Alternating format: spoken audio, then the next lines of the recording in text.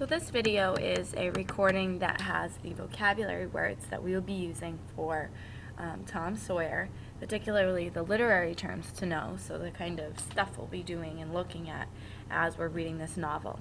So your first word is point of view. And a point of view is the perspective from which a story is told. And there are three different points of view in storytelling. We have the first person point of view. So the story is told from the perspective of the narrator. So I am going to the store. I was really cold. The second is the second person perspective. And that is sort of not really used all that much in narratives anymore. But it would be if it were from the perspective of the reader. So you go to the store. You are cold. So kind of trying to make the reader imagine something. And the third person perspective, which is what Tom Sawyer is told from, would be from the perspective of a narrator. So not from the narrator's perspective, as if the narrator were a person in the story. This is someone on the outside telling the story. So just like in The Giver, he went to the ceremony of 12. Okay, she was tired. The second term is the third person omniscient narrator. And we already know that the third person narrator is the perspective of he or she.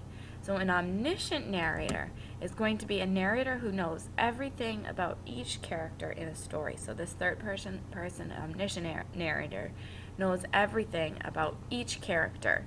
So they are sort of all-knowing. Next word is motif.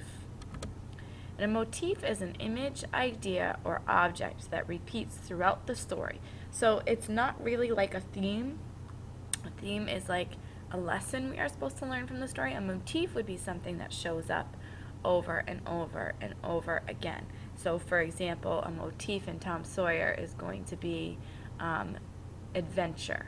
Okay, so there are always all kinds of adventures that Tom Sawyer is going to go on. Also, the Mississippi River is a motif. It keeps showing up again and again. Satire is something that Mark Twain's really good at.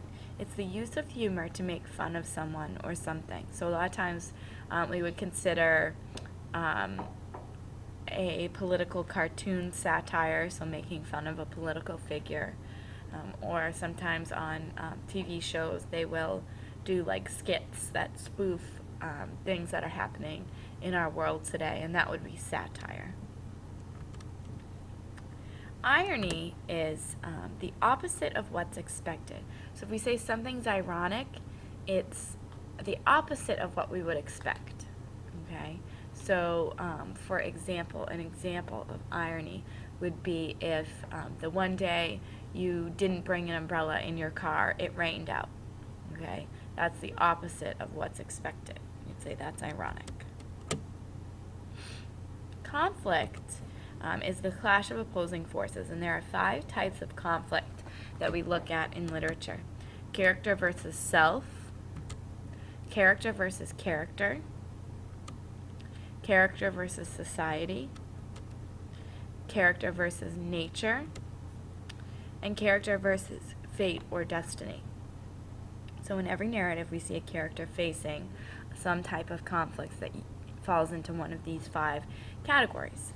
So you want to make sure that your vocabulary sheet is filled in correctly. If you need to go back, if you missed anything, you should do that, and you can watch this while you're studying to make sure that you understand the definitions.